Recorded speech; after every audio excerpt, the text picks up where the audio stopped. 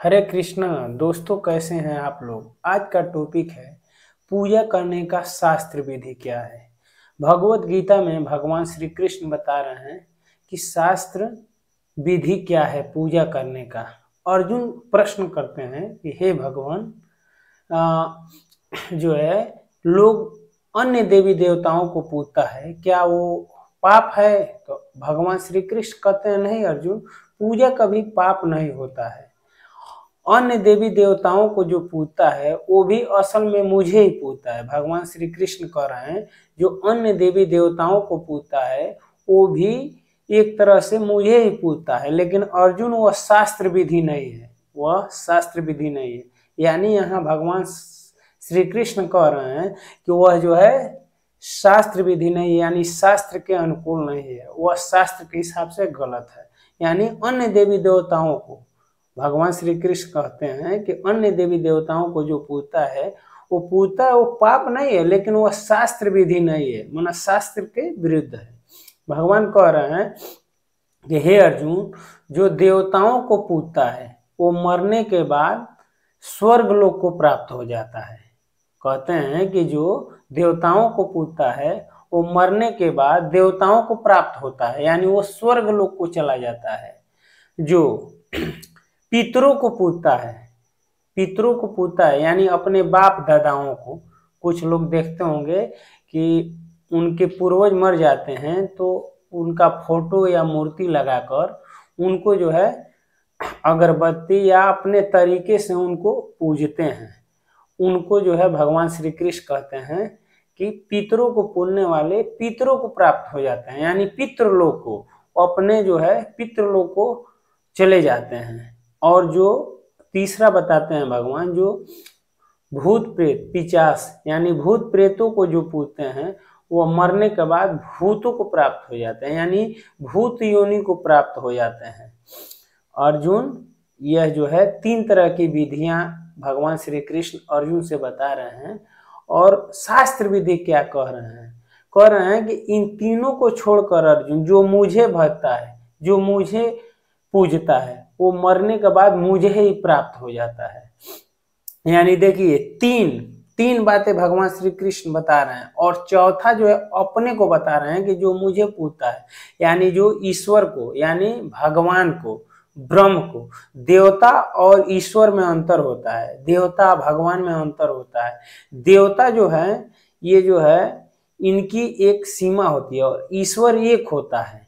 उसका रूप भले अनेक कहा गया है, उनका नाम अनेक है, लेकिन ईश्वर एक है। मैं जो है ईश्वर एक है या अनेक है, मैं इसका भी वीडियो बनाया हूँ, आप उस पे जाकर देख लीजिएगा। लेकिन यहाँ जो है भगवान श्री कृष्ण का गीता में कहना है कि इस जो है जो मुझे भजता है अर्जुन, मरने के बाद वो मुझे ही प्राप्त होता है।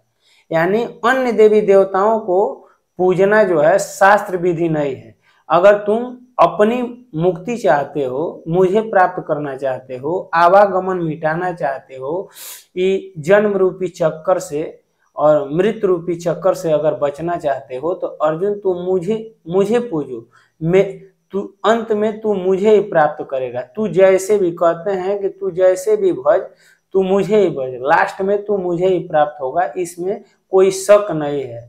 तू ऐसा डुबकी लगवा दे कि मेरे भक्तों का कभी नाश नहीं होता है। भगवान श्री कृष्ण इसी बात को बताते हैं। जो 3 तरह की पूजा के बारे में भगवान श्री कृष्ण बता रहे हैं, यानी जो देवताओं को पूजता है वो सतुगोड़ी पूजा मानी गई है। जो पितरों को, यक्ष गंधर्व की जो पूजा करते हैं, यानी उसे जो है रजोगुण की पूजा कहा गया है। जो भूत पिशाचों की पूजा के बारे में यहाँ भगवान श्री कृष्ण कह रहे हैं, ये जो है तमोगुण की पूजा। इसका भी वीडियो तीनों गुणों के बारे में मैं अगले वीडियो में बनाऊंगा, उसको जो है आप आगे देखिएगा। यहाँ शास्त्र विधि क्या है पूजा करने का, तो शास्त्र विधि दोस्तों यहाँ यही है कि आप जो है भगवान को पूजिए। जो अगर आप जो है भगवान को पूज लेंगे तो सारे देवताओं का भी पूजन हो जाएगा। जैसे मैं बता रहा हूं कि एक वृक्ष है और वृक्ष जो है वृक्ष है, उसके जड़ में अगर आप पानी डालेंगे तो उनके पत्ते, डाली और फूल तक, फल तक वह जो है पानी चला जाएगा। तो भगवान के ही स्वरूप जो है वो देवता हैं, भगवान से ही उत्पन्न होते हैं। तो अगर आप डायरेक्ट इनडायरेक्ट न करके डायरेक्ट भगवान की ही आप पूजा करते हैं तो सारे देवता देवी जो है खुश हो जाएंगे। ऐसा नहीं है कि आप सोच रहे हैं कि हम केवल भगवान का जो है पूजा कर रहे हैं, देवताओं का पूजा कर रहे हैं तो भगवान की पूजा कर रहे हैं तो देवता नाराज हो जाएंगे, ऐसी कोई बात नहीं है। देवता तो और खुश होंगे। लेकिन शास्त्र में भगवान श्री कृष्ण यही बता रहे हैं कि जो मुझे भजता है अर्जुन वह होशियार है, वह शास्त्र विधि है। अन्य देवी देवताओं को पूजता है वह शास्त्र विधि नहीं है। जैसे मान लीजिए आप तो इसका मतलब ये नहीं है कि देवताओं का आप अपमान करें, उनका भी सम्मान करें। जैसे मान लीजिए किसी के घर नया नवेली दुल्हन अपने घर से ससुराल आती है, तो मान लीजिए जब वो घर में आती है तो अपने सास की भी सेवा करती है, सास का जो फर्ज है उसको भी निभाती है, ससुर का भी सेवा करती है, देवर का भी सेवा करती है, जेठानी का भी सेवा करती है, जो है जितने सदस्य हैं उनका सेवा करती है।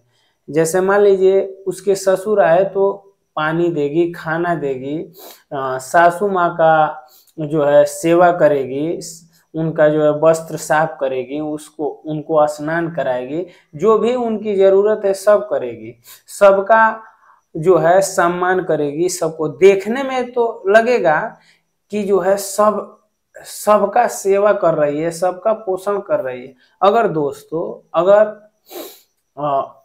अगर उससे अपने पति का भी सेवा कर रही है, लेकिन अगर उससे पूछा जाए दोस्तों कि असल में उसका प्रेम किससे है, तो सबको तो सेवा कर रही है लेकिन वास्तव में प्रेम जो है वो केवल अपने पति से करती है। ऐसा नहीं है कि इन लोगों का अपमान करती है, लेकिन असल में उसका प्रेम केवल उसके पति से है। तो सम्मान जो है सबका आप करिए, लेकिन प्रेम तो एक ही से हो सकता है, वो है भगवान श्री कृष्ण, वो है नारायण, वो है भगवान। आप जो है देवी देवताओं का सम्मान करिए, लेकिन जो है भगवत गीता में भगवान बता रहे हैं कि पूजा केवल मेरी होनी चाहिए, यही शास्त्र विधि है। दोस्तों मैं उम्मीद करता हूं कि इस वीडियो से आप लोग को समझ में आया होगा। अगले वीडियो में फिर मिलते हैं, तब तक के लिए